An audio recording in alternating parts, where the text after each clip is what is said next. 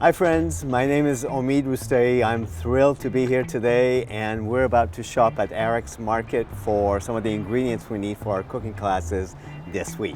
Okay, let's go get some ingredients. I'm looking for walnuts and some herbs and the right basmati rice to make that fluffy rice that we love so much.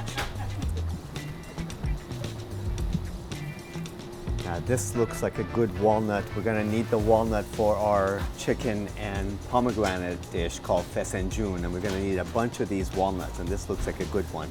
This is what I was looking for. You know, Persian food, we eat a lot of herbs, and for us it's more like a vegetable than it is herbs. So this is exactly it. I wanted big bunches of dill, cilantro, and more importantly, I wanted a lot of mint. We're making a sweet and sour mint cordial, which I've also inspired to make it into a gin and tonic. So that's going to be a really tasty one. Okay, let's see.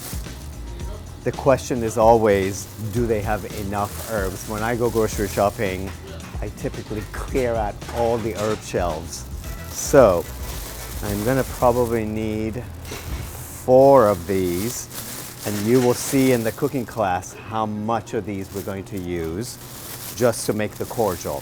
And I'm going to get 1 extra bunch just to be on the safe side. Never going to be running short of these. Okay.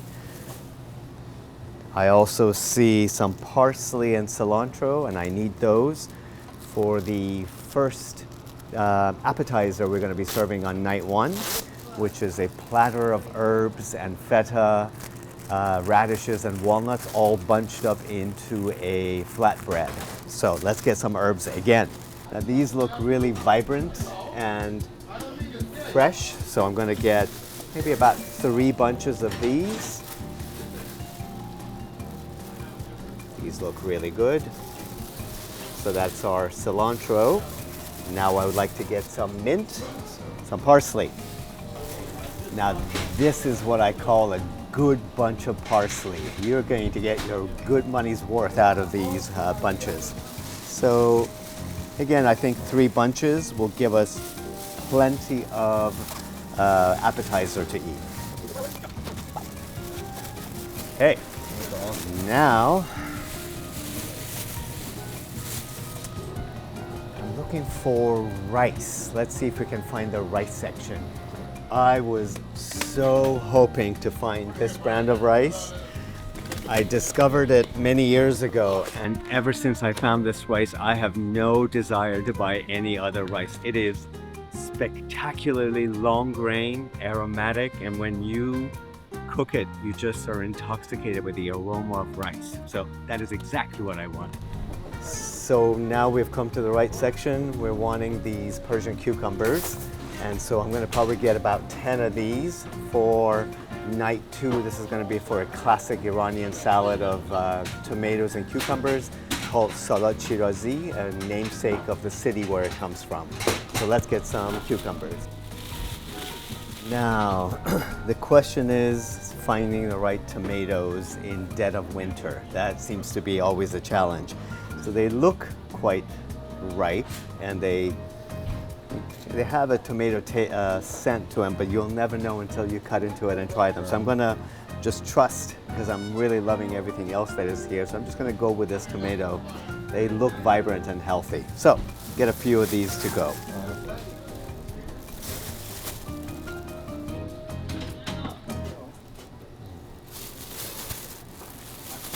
Okay, I think that is gonna be good enough and ready to go. So you'll be often surprised how much of Persian food you can buy at your regular grocery store. You know, tomatoes, potatoes, all kinds of vegetables, squashes, eggplants, zucchini. Those are just really the common veggies that we use. And of course, the animal protein will be chicken, lamb, beef, and fish primarily, not to mention a myriad of dried beans and lentils that essentially makes the cuisine. It's really more about how we layer in the spices and the techniques around the cooking that just kind of creates its own unique flavor and texture profile. So that is how I describe Persian food. Hi. Hello. Hi, guys. I'm looking for your best saffron. What do you Best have? of the best. Yes. Highly recommend. Comes from Iran. Comes from Iran. How did I actually could read 4.5 the writing, so I knew this I was can't from read Iran. the writing, but flavor is amazing. Excellent. It looks amazing. I have one from Afghanistan also, which is a little bit lighter in flavor, Yeah. but this is the, Well, this is the I'm top. going to have to go with the Iranian Of course, saffron I for don't sure. blame you. You're Thank making you. the right choice. Thank you. And this is how many ounces? 4.5. 4.5 ounce. Grams. So let's get 2 of these just to be on the safe side. With Persian food, Of course. you'll rather be on the Use little because it's strong. The flavor is Excellent. very strong. beautiful. Thank you very much. Thank you. So now we're going to look for pomegranate molasses, and that could be a little tricky because when you look at the bottles, there are a lot of them. What I love to find is a pomegranate molasses that just has pomegranate and water in there. So often there's sugar or the coloring, and these are the kind of things that I prefer to avoid, but let's see what we have here. It has pomegranate juice, acid, sugar, and water. I'm okay with using a little bit of sugar in here, but I really just want to avoid other flavorings that can be added here. So this is a contender to get for the class today. I did see a Turkish brand back in Seattle that I particularly like, and if I can find that one, that would be good too. The labels are so damn small.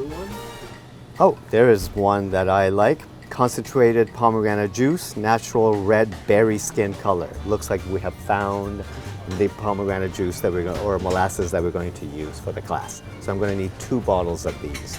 12 ounce, 300. Okay, we'll take 2 of these, and we'll talk about their sweetness and sourness in the class, and we'll taste it, and so that students can get a sense of what they're putting into their main stew. So with pomegranate, sometimes it comes in labeled as paste, sometimes as molasses, sometimes as concentrate. I think there's a lot of different marketing that goes along with these names. Ultimately, you just got to buy that first bottle, taste it. If you like it, go back to it. If you don't like it, then you're going to have to keep switching until you find the right bottle for you. But that one that we just picked up, I think is going to do the trick. Okay, so we got all our produce, all the specific ingredients that I needed for the Persian class. Now we're going to go to the Assis bakery and pick up some baklava if they have some. Come on in. So we're wanting some lavash flatbreads to make little bunches of fresh herb and feta and radishes, which is part of an appetizer for every meal. And I saw this lavash bread that I really wanted to have it. It feels just so delicate and soft and everything I want this lavash to be. So we're going to get a couple of packages of these so that everybody can make nice little bunch pieces of bread. Okay, now let's get our baklava. And so these are some of the pastries that they make in store, and I've heard they're absolutely delicious. But I'm going to get these bigger boxes so that we can have a little sampling for everyone to have. And this big box over here really looks like it has one of everything we love, and so we're going to go with this one.